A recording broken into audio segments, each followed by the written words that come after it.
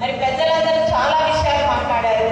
ముఖ్యంగా ఇక్కడికి వచ్చినప్పుడు సోదరులు 4 ప్రశ్నలు పంపించి ఆ 4 ప్రశ్నలకి సమాధానంతో రండి, పెద్ద పెద్ద ఉపన్యాసాలు మాత్రం దయచేసి వద్దని చెప్పారు.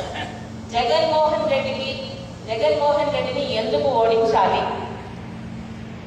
రాష్ట్రాన్ని కుక్కలు చింపిన విస్తరిగా చేసినందుకు, రైతే రాజు అన్న నోటితోనే రైతులు వెన్ను విరుస్తూ ఒక్క వాటర్ ప్రాజెక్ట్ కూడా లేకుండా ఈరోజు కరువులో రైతులు కన్నీరు కాలుస్తూ అన్నపూర్ణ లాంటి ఆంధ్ర రాష్ట్రాన్ని అడుక్కునే రాష్ట్రంగా చేసినందుకు, అబద్ధాలతో పదవిలోకి వచ్చి అందులో ఒక్క హామీ కూడా తీర్చకుండా ప్రశ్నిస్తే పోలీస్ కేసులతోని మనకి రాజ్యాంగం ఇచ్చిన అన్ని రకాల హక్కుల్ని కూడా ఈరోజు కాలరాస్తూ, ఆంధ్ర రాష్ట్రం అంటే అక్కడ ఎవ్వరికి ధైర్యాలు ఉండవు.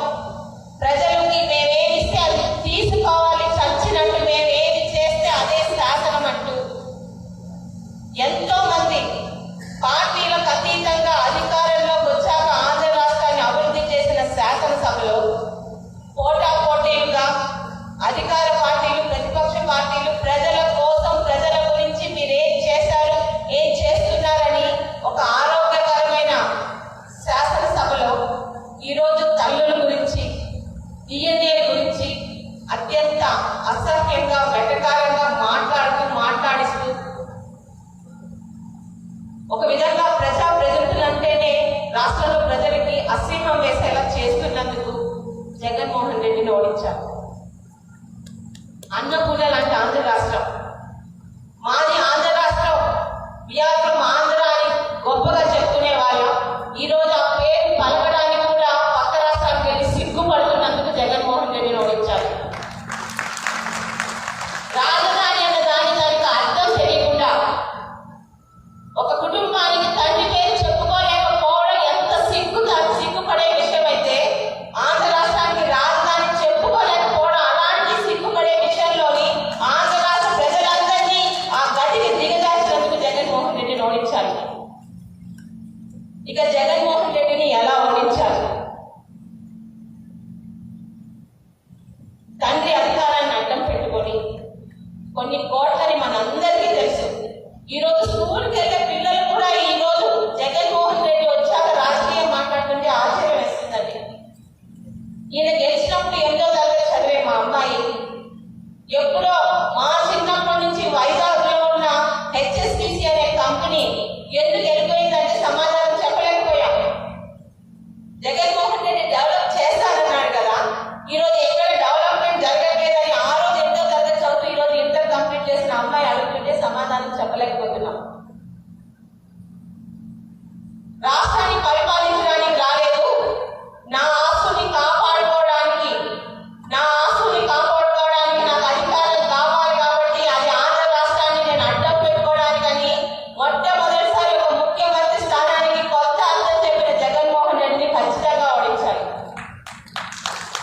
43,000 కోట్ల నేరాలతో ఈ రోజు రికార్డు ఉంది. అది ఎవరో చెప్తున్న పుకార్లు కాదు, తప్పుడు వార్తలు కాదు, తప్పుడు ఛానల్స్ లో వచ్చే న్యూస్లు కూడా కాదు. కళ్ళ ముందు 43,000 కోట్లు నిరూపించడం ఎంత ఉన్నాయో తెలియదు. అలాంటి ఆస్తుల్ని తండ్రి అధికారాన్ని అడ్డం పెట్టుకొని ఆస్తుల ద్వారా ఈరోజు అధికారానికి వచ్చి అదే ఢిల్లీ వాళ్ళకి కప్పం పడుతూ చచ్చిపోయిన వాళ్ళని కూడా వేడిని కొనసాగిస్తూ న్యాయస్థానాల్లో కూడా ఒక కొత్త ప్రశ్నార్థకంగా మారిన జగన్మోహన్ రెడ్డిని ఖచ్చితంగా ఓడించాలి. ఎలా ఓడించాలి? ఒక క్రిమినల్ ని ముఖ్యమంత్రి స్థానంలో కూర్చోబెట్టడానికి ఎంతమంది శ్రమించారో దానికి 10 రెట్లు ప్రజలు ఈరోజు ఆ క్రిమినల్ ని దించడానికి రెడీగా ఉన్నారు. కావాల్సింది ఒకటే, అందరం కలిసి కట్టుగా చేయాలి. చంద్రబాబు నాయుడు గారు అరెస్ట్ అయిపోయారు, ప్రజల్లో సానుభూతి వచ్చేసింది. మనం చెప్పినా చెప్పకపోయినా 4 నెలల్లో గెలుస్తామని అతి విశ్వాసం మాత్రం వద్దు.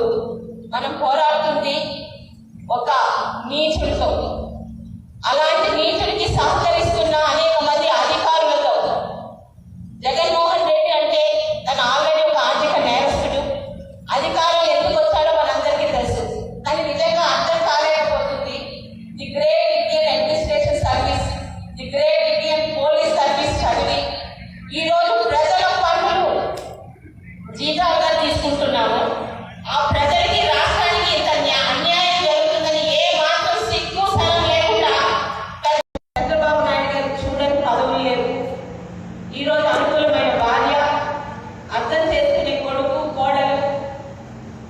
వారసుడు మనవడు. 74 సంవత్సరాల వయసు. ఆంధ్ర రాష్ట్రానికి అత్యధిక కాలం ముఖ్యమంత్రిగా చేసిన రికార్డు. కూర్చొని తింటే ఏ మాత్రం ఇబ్బంది లేకుండా 100 మందికి పెట్టే ఆస్తులు. ఆయనకి ఎందుకంటే 74 సంవత్సరాల ఆస్తులు. ఈరోజు ఆంధ్ర రాష్ట్రం గురించి ఆయన లీడర్ ఎందుకంటారో 2-3 ఉదాహరణలు ఖచ్చితంగా చెప్పాలి. మే 23, 2019 తెలుగుదేశం పార్టీ ఓడిపోయాక మే 28 మహానాడు మనం చేసుకోలేదు. కానీ ప్రతి జిల్లాలో పెద్దలు ఎన్టీఆర్ గారి జయంతిని జరుపుకొని 29న సారి కలిసాం. కలిసినప్పుడు ఆయన ఎలా ఉంటారో భయపడుతూ వెళ్ళాం. సార్ ఏమీ చేయలేమా, ఈవీఎంలో ఏదో మోసం జరిగినట్టుంది, లేకపోతే ఇంత ఘోరంగా మనకు ఓడే అవకాశం లేదు అని.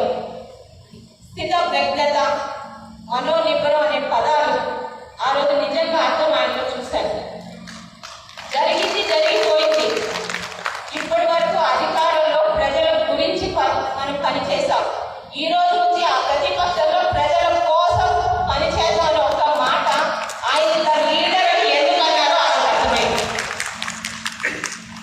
చంద్రబాబు నాయుడు గారికి మిషనరీ లీడర్ అని కూడా అంటారు.